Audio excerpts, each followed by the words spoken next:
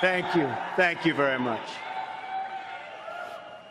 Friends, delegates, and fellow Americans, I humbly and gratefully accept your nomination for the presidency of the United States.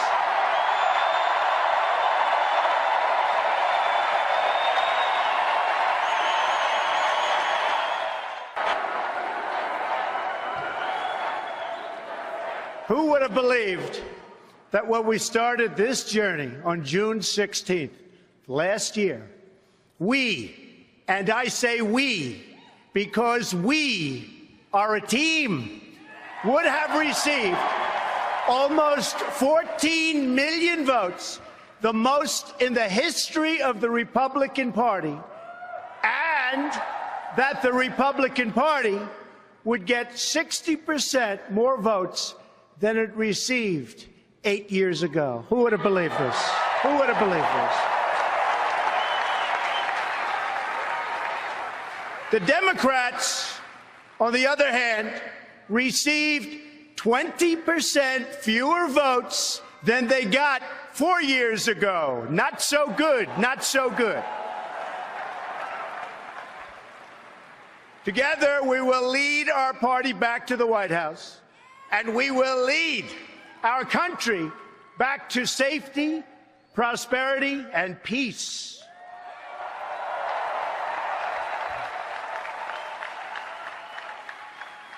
We will be a country of generosity and warmth, but we will also be a country of law and order.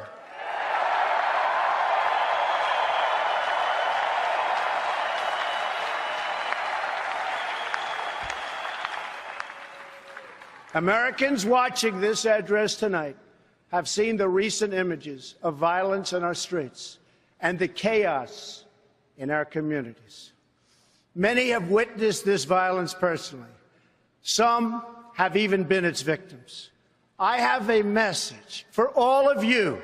The crime and violence that today afflicts our nation will soon, and I mean very soon, come to an end.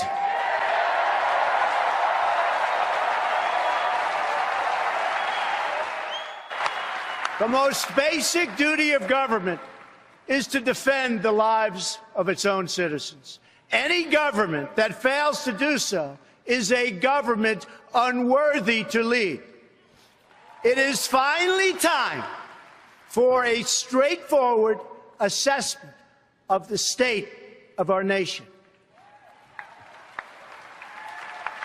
I will present the facts plainly and honestly.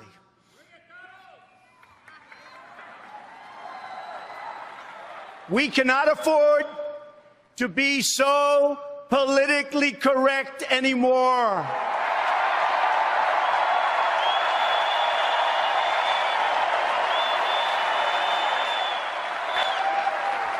So if you want to hear the corporate spin, the carefully crafted lies, and the media myths, the Democrats are holding their convention next week. Go there.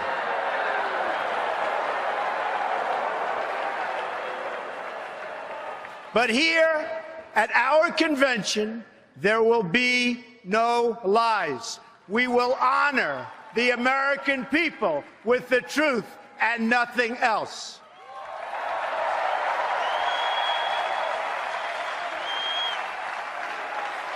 Homicides last year increased by 17% in America's 50 largest cities. That's the largest increase in 25 years. About our economy, again, I will tell you the plain facts that have been edited out of your nightly news and your morning newspaper.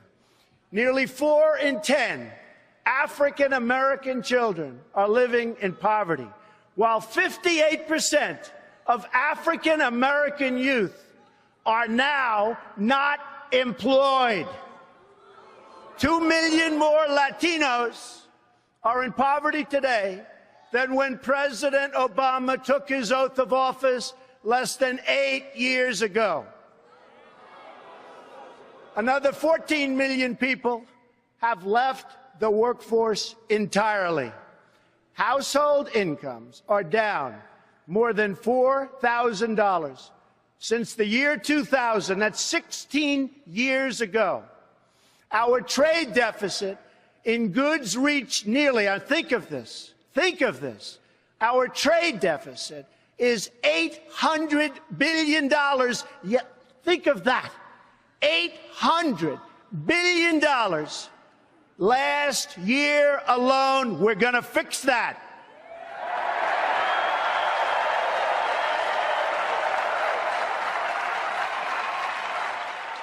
The budget is no better. President Obama has almost doubled our national debt to more than $19 trillion and growing. And yet, what do we have to show for it? Our roads and bridges are falling apart. Our airports are third world condition. And 43 million Americans are on food stamps. Now, let us consider the state of affairs abroad. Not only have our citizens endured domestic disaster, but they've lived through one international humiliation after another, one after another. We all remember the images of our sailors being forced to their knees by their Iranian captors at gunpoint. This was just prior to the signing of the Iran deal, which gave back to Iran $150 billion and gave us absolutely nothing. It will go down in history as one of the worst deals ever negotiated. Another humiliation came when President Obama drew a red line in Syria, and the whole world knew it meant absolutely nothing. In Libya, our consulate, the symbol of American prestige around the globe, was brought down in flames. America is far less safe, and the world is far less stable than when Obama made the decision to put Hillary Clinton in charge of America's foreign policy.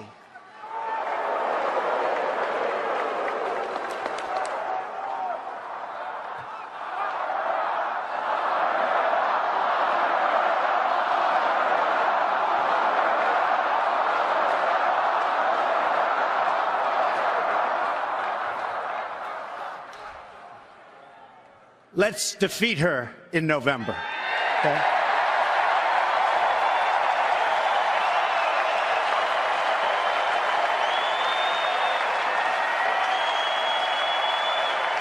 Let's review the record.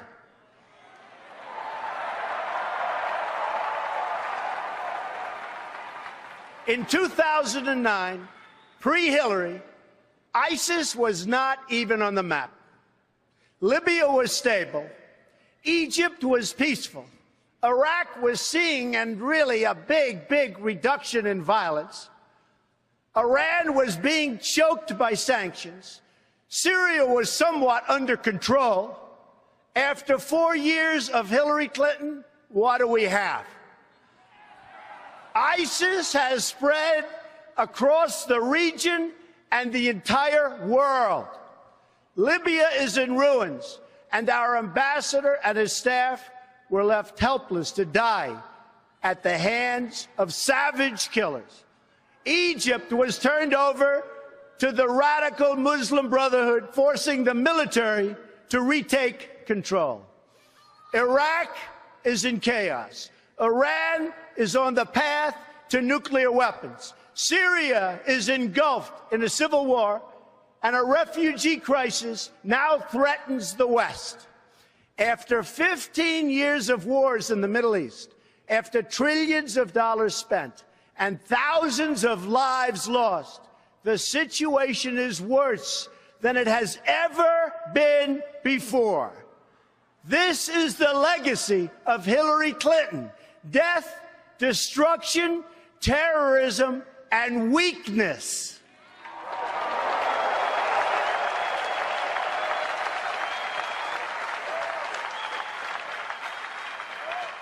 But Hillary Clinton's legacy does not have to be America's legacy.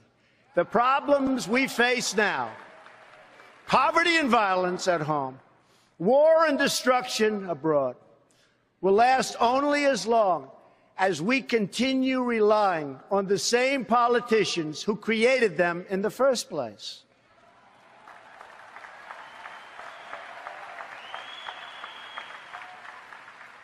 A change in leadership is required to produce a change in outcomes.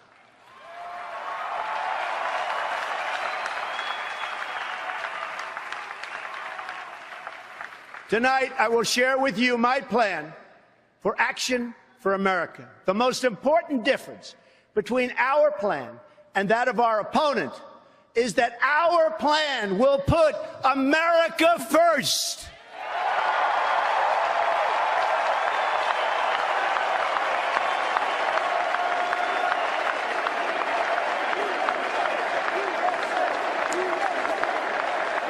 Americanism, not globalism, will be our credo as long as we are led by politicians who will not put America first. Then we can be assured that other nations will not treat America with respect, the respect that we deserve.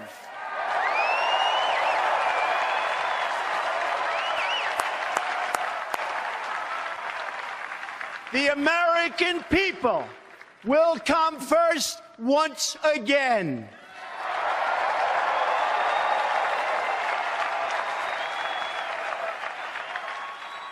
My plan will begin with safety at home, which means safe neighborhoods, secure borders, and protection from terrorism. There can be no prosperity without law and order.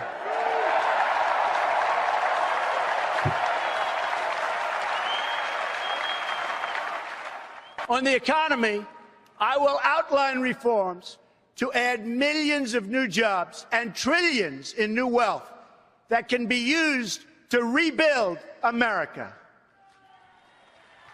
A number of these reforms that I will outline tonight will be opposed by some of our nation's most powerful special interests. That's because these interests have rigged our political and economic system for their exclusive benefit. Believe me, it's for their benefit.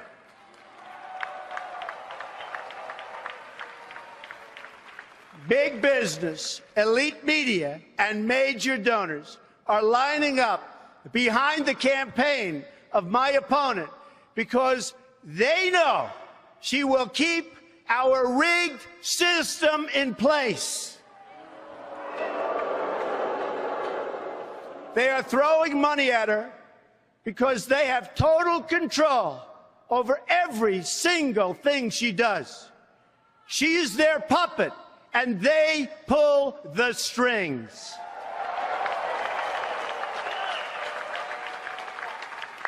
That is why Hillary Clinton's message is that things will never change, never ever. My message is that things have to change, and they have to change right now.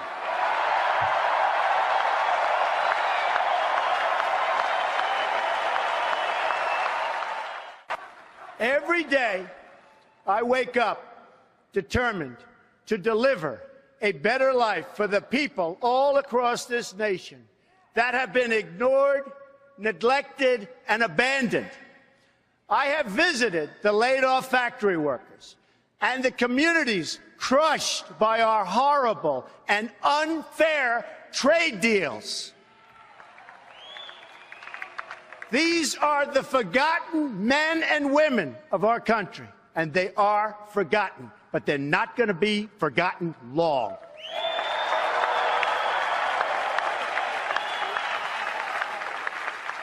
These are people who work hard, but no longer have a voice.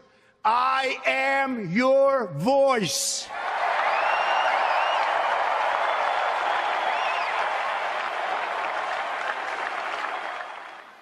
I have embraced crying mothers who have lost their children because our politicians put their personal agendas before the national good. I have no patience for injustice, no tolerance for government incompetence, of which there is so much, no sympathy for leaders who fail their citizens. When innocent people suffer because our political system lacks the will or the courage or the basic decency to enforce our laws, or still worse, has sold out to some corporate lobbyist for cash, I am not able to look the other way, and I won't look the other way.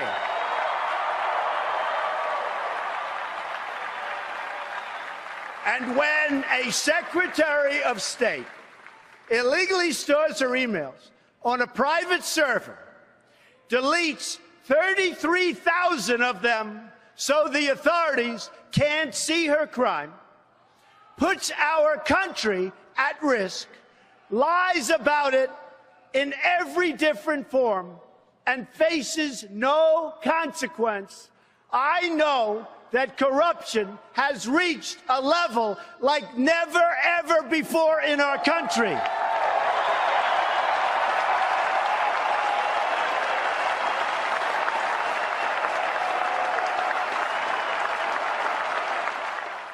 When the FBI director says that the Secretary of State was extremely careless and negligent in handling our classified secrets, I also know that these terms are minor compared to what she actually did.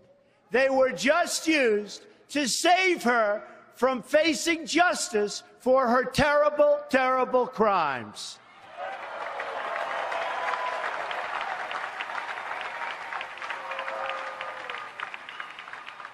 In fact, her single greatest accomplishment may be committing such egregious crime and getting away with it, especially when others who have done far less have paid so dearly.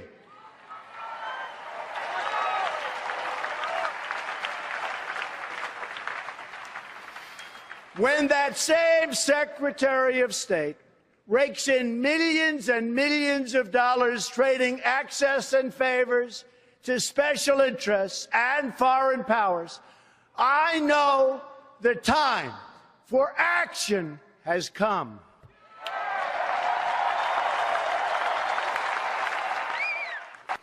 I have joined the political arena so that the powerful can no longer beat up on people who cannot defend themselves.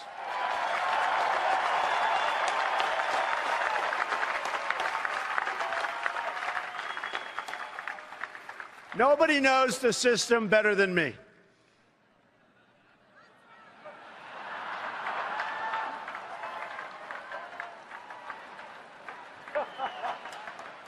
Which is why I alone can fix it.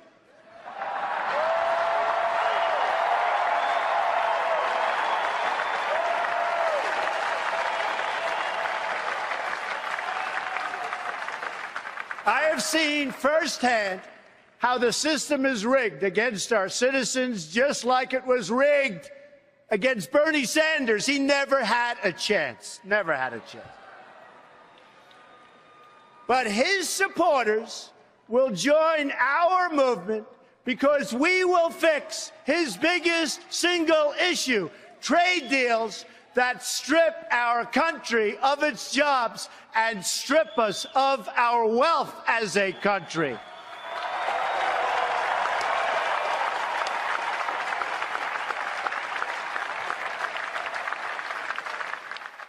In this cause, I am proud to have at my side the next Vice President of the United States, Governor Mike Pence of Indiana.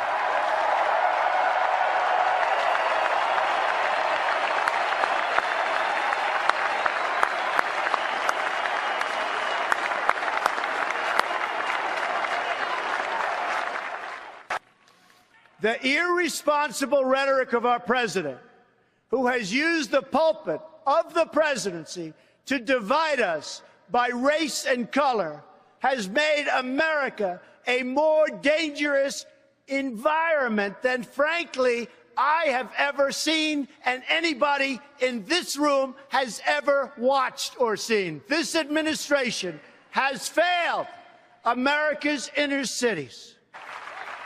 It's failed them on education. It's failed them on jobs. It's failed them in crime.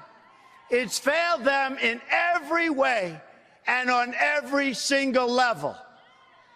When I am president, I will work to ensure that all of our kids are treated equally and protected equally. To make life safe for all of our citizens, we must also address the growing threats we face from outside the country. We are going to defeat the barbarians of ISIS, and we're going to defeat them fast.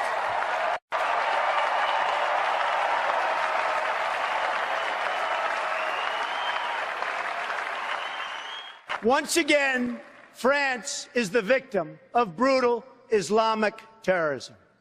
Men, women, and children viciously mowed down, lives ruined, families ripped apart, a nation in mourning. We must abandon the failed policy of nation building and regime change that Hillary Clinton pushed in Iraq, in Libya, in Egypt, and in Syria. Instead, we must work with all of our allies who share our goal of destroying ISIS and stamping out Islamic terrorism, and doing it now, doing it quickly. We're going to win. We're going to win fast.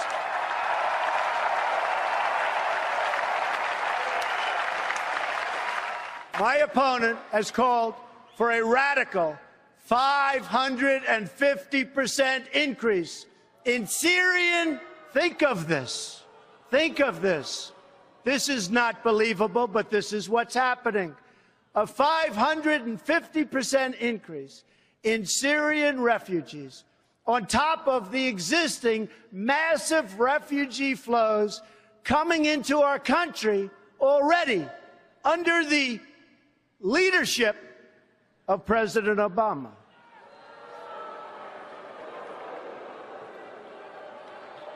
She proposes this despite the fact that there's no way to screen these refugees in order to find out who they are or where they come from. I only want to admit individuals into our country who will support our values and love our people.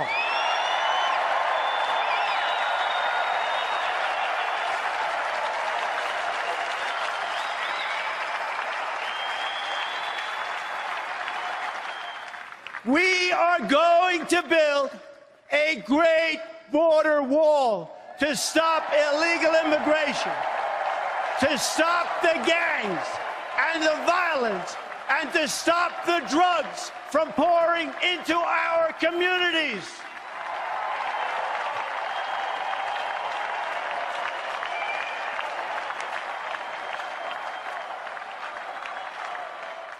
On January 20th of 2017, the day I take the oath of office,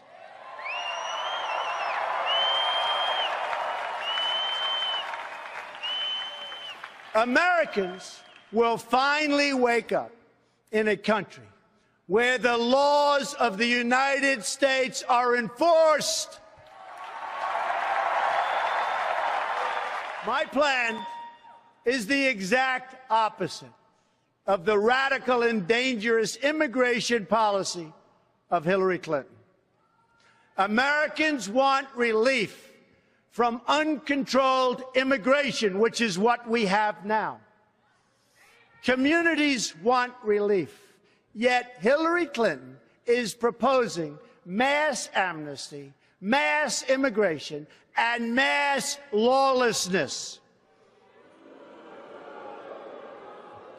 Her plan will overwhelm your schools and hospitals, further reduce your jobs and wages, and make it harder for recent immigrants to escape the tremendous cycle of poverty that they're going through right now, and make it almost impossible for them to join the middle class. I have a different vision for our workers. It begins with a new fair trade policy that protects our jobs and stands up to countries that cheat, of which there are many.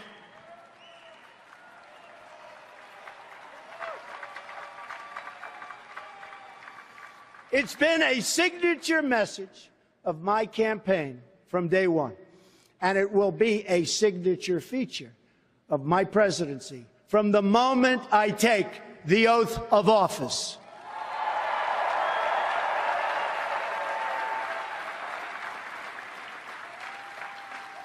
I have made billions of dollars in business-making deals. Now I'm going to make our country rich again.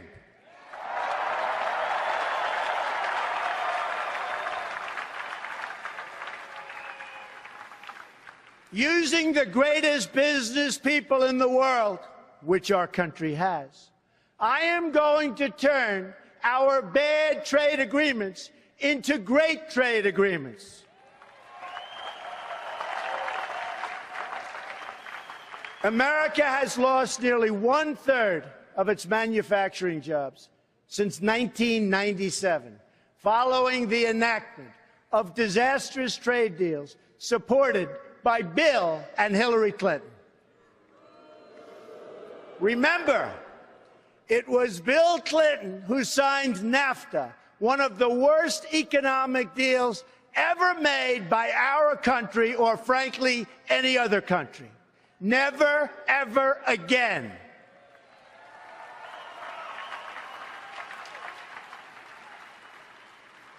I am going to bring back our jobs to Ohio and Pennsylvania and New York and Michigan and all of America. And I am not going to let companies move to other countries, firing their employees along the way without consequence. Not going to happen anymore.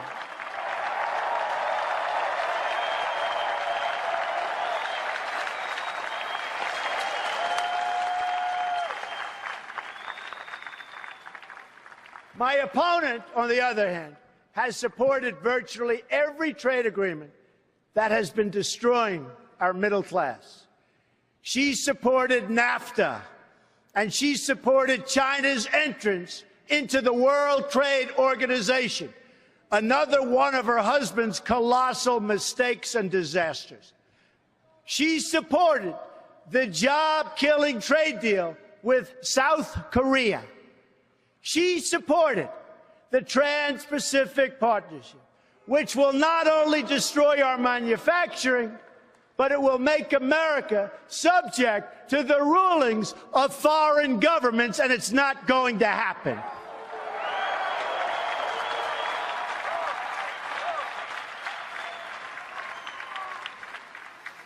I pledge to never sign any trade agreement that hurts our workers or that diminishes our freedom and our independence. We will never, ever sign bad trade deals. America first. Again, America first.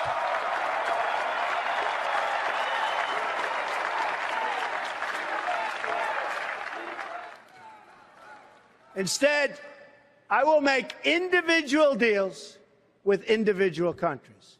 No longer will we enter into these massive transactions with many countries that are thousands of pages long and which no one from our country even reads or understands. Our country is going to start building and making things again.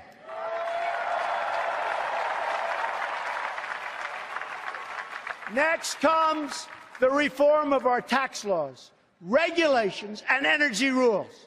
While Hillary Clinton plans a massive, and I mean massive, tax increase, I have proposed the largest tax reduction of any candidate who has run for president this year, Democrat or Republican.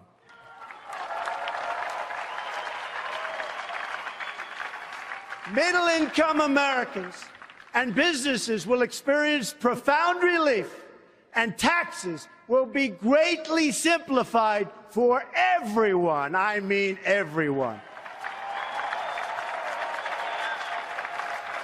America is one of the highest taxed nations in the world. Reducing taxes will cause new companies and new jobs to come roaring back into our country. Believe me, it'll happen, and it'll happen fast.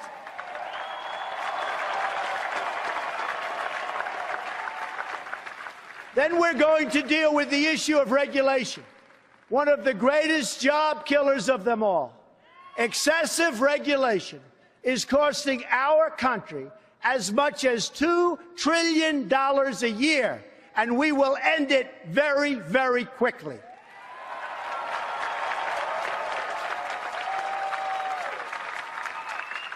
We are going to lift the restrictions on the production of American energy.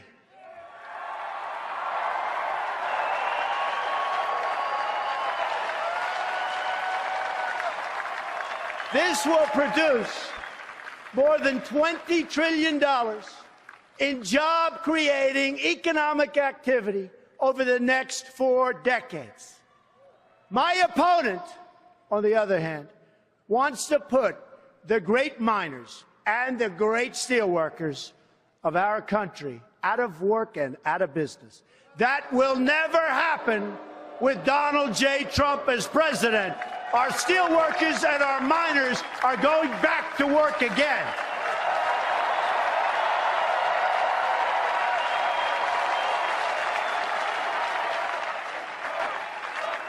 With these new economic policy, trillions and trillions of dollars will start flowing into our country. This new wealth will improve the quality of life for all Americans. We will build the roads, highways, bridges, tunnels, airports, and the railways of tomorrow. This, in turn, will create millions of more jobs.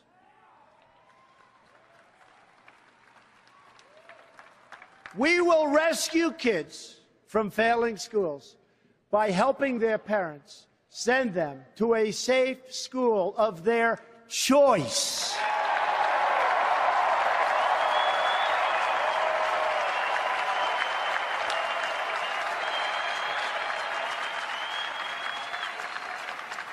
My opponent would rather protect bureaucrats than serve American children, and that's what she's doing, and that's what she's done. We will repeal and replace disastrous Obamacare.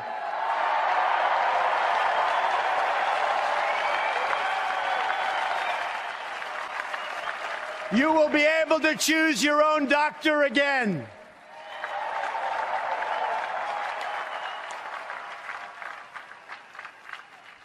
And we will fix TSA at the airports, which is a total disaster.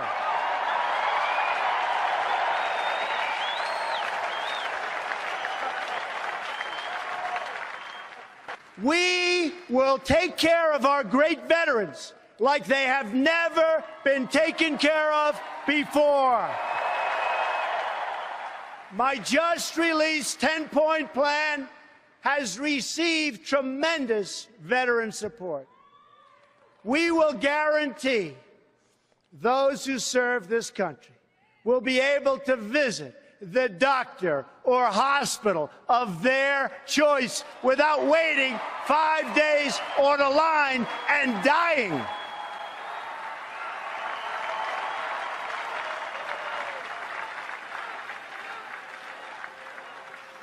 My opponent dismissed the VA scandal. One more sign of how out of touch she really is. We are going to ask every department head in government to provide a list of wasteful spending on projects that we can eliminate in my first 100 days.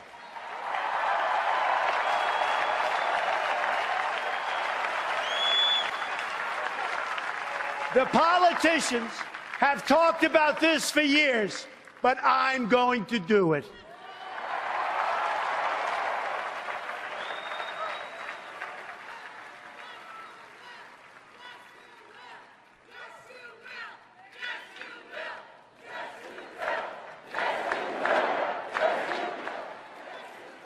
We are going to appoint justices of the United States Supreme Court who will uphold our laws and our Constitution.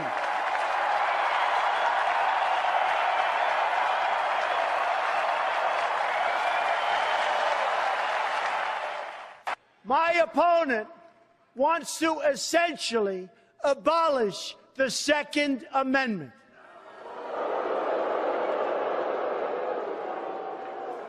I, on the other hand, received the early and strong endorsement of the National Rifle Association and will protect the right of all Americans to keep their families safe.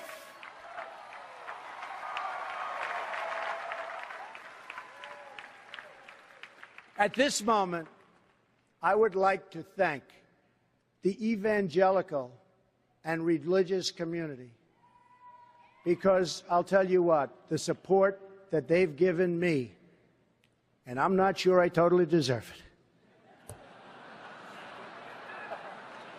has been so amazing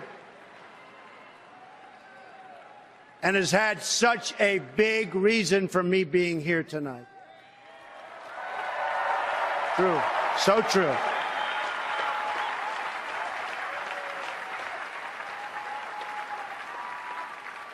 They have much to contribute to our politics, yet our laws prevent you from speaking your minds from your own pulpits. An amendment pushed by Lyndon Johnson many years ago threatens religious institutions with a loss of their tax-exempt status if they openly advocate their political views. Their voice has been taken away. I am going to work very hard to repeal that language and to protect free speech for all Americans.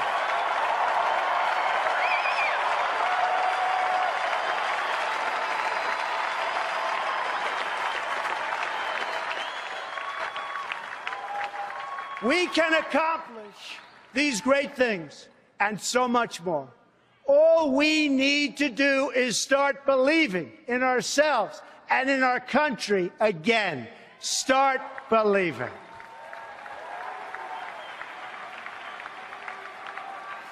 It is time to show the whole world that America is back, bigger and better and stronger than ever before.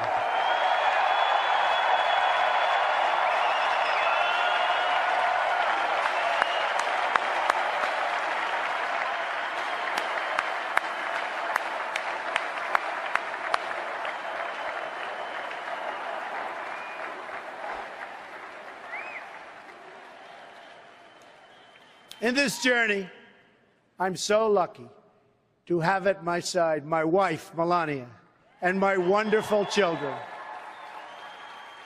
Don, Ivanka, Eric, Tiffany, and Barron.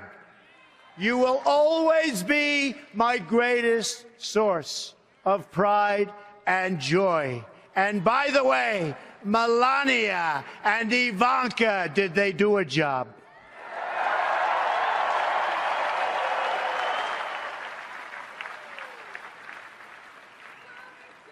My dad, Fred Trump, was the smartest and hardest working man I ever knew. It's because of him that I learned from my youngest age to respect the dignity of work and the dignity of working people.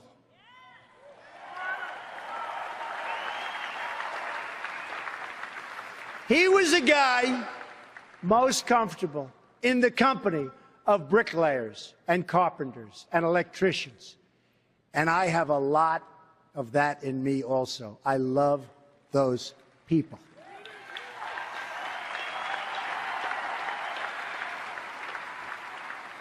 Then there's my mother, Mary. She was strong, but also warm and fair-minded. She was a truly great mother. She was also one of the most honest and charitable people that I have ever known, and a great, great judge of character. She could pick them out from anywhere. To my sisters, Mary Ann and Elizabeth, my brother, Robert, and my late brother, Fred, I will always give you my love. You are most special to me.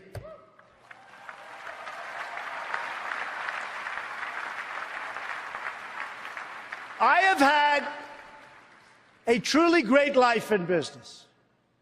But now, my sole and exclusive mission is to go to work for our country, to go to work for you. It's time to deliver a victory for the American people. We don't win anymore, but we are going to start winning again.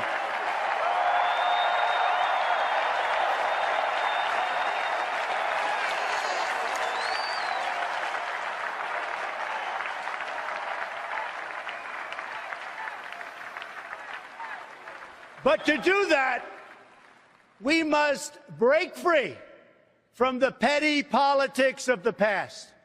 America is a nation of believers, dreamers, and strivers that is being led by a group of censors, critics, and cynics. Remember, all of the people telling you you can't have the country you want are the same people that wouldn't stand. I mean, they said Trump doesn't have a chance of being here tonight. Not a chance. The same people. Oh, we love defeating those people, don't we? Don't we love defeating those people? Love it, love it, love it.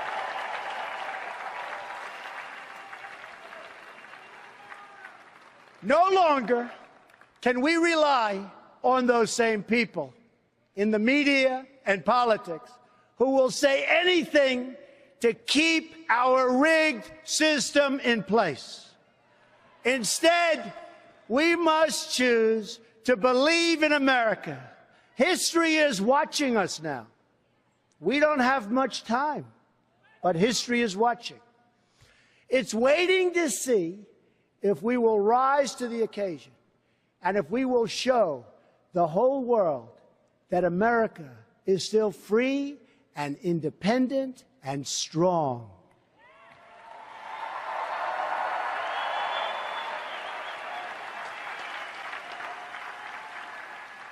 I am asking for your support tonight so that I can be your champion in the White House, and I will be your champion.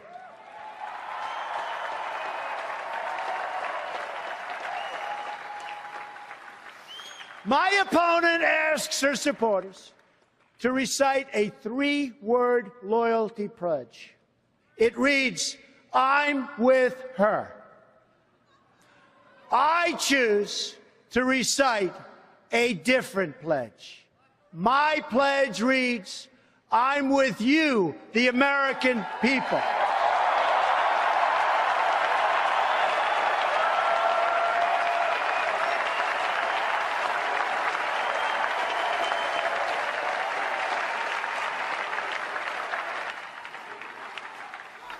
I am your voice. So to every parent who dreams for their child, and every child who dreams for their future, I say these words to you tonight. I am with you, I will fight for you, and I will win for you.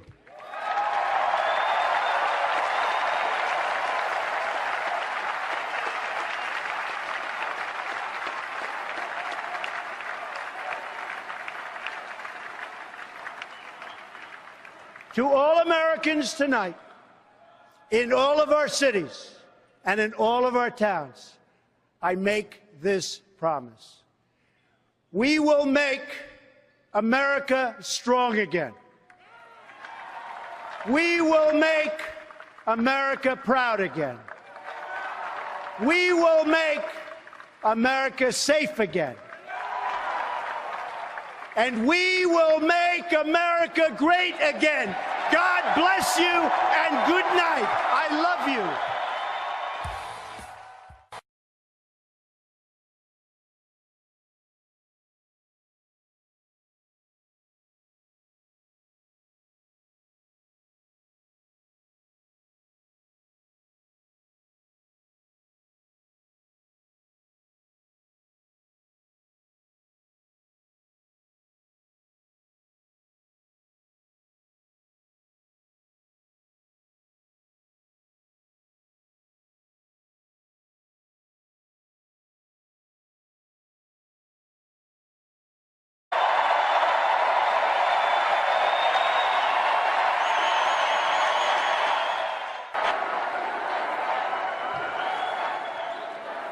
Who would have believed that when we started this journey on June 16th last year, we, and I say we, because we are a team, would have received almost 14 million votes, the most in the history of the Republican Party, and that the Republican Party would get 60% more votes than it received 8 years ago. Who would have believed this? Who would have believed this? The Democrats, on the other hand, received 20% fewer votes than they got 4 years ago. Not so good, not so good. Together, we will lead our party back to the White House. The most basic duty of government is to defend the lives of its own citizens. Any government that fails to do so is a government unworthy to lead. It is finally time for a straightforward assessment of the state of our nation. I will present the facts plainly and honestly.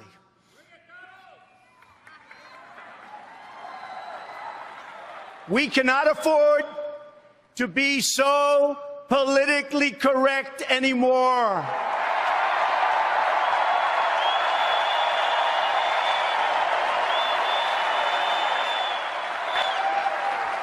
So if you want to hear the corporate spin, the carefully crafted lies, and the media myths, the Democrats are holding their convention next week. Go there.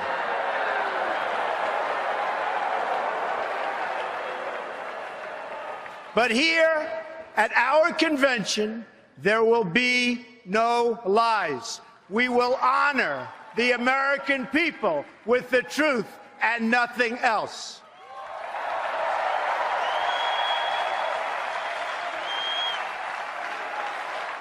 Homicides last year increased by 17% in America's 50 largest cities. That's the largest increase in 25 years. About our economy. Again, I will tell you the plain facts that have been edited out of your nightly news and your morning newspaper. Nearly 4 in 10 African American children are living in poverty, while 58% of African American youth are now not employed. 2 million more Latinos are in poverty, and we will lead our country back to safety, prosperity, and peace.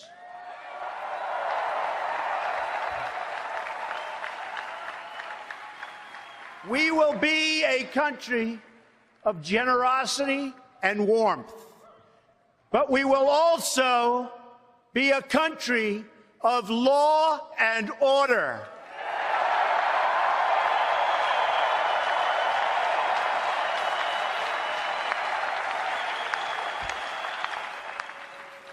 Americans watching this address tonight have seen the recent images of violence in our streets and the chaos in our communities. Many have witnessed this violence personally. Some have even been its victims. I have a message for all of you. The crime and violence that today afflicts our nation will soon, and I mean very soon, come to an end.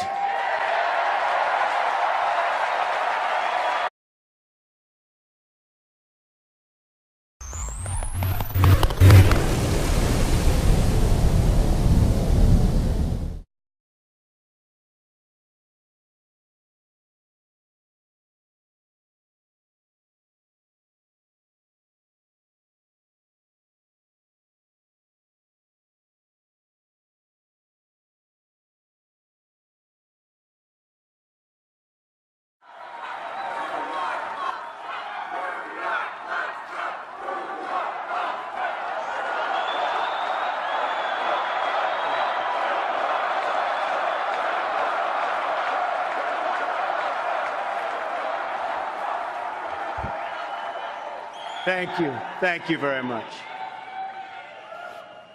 Friends, delegates, and fellow Americans, I humbly and gratefully accept your nomination for the presidency of the United States.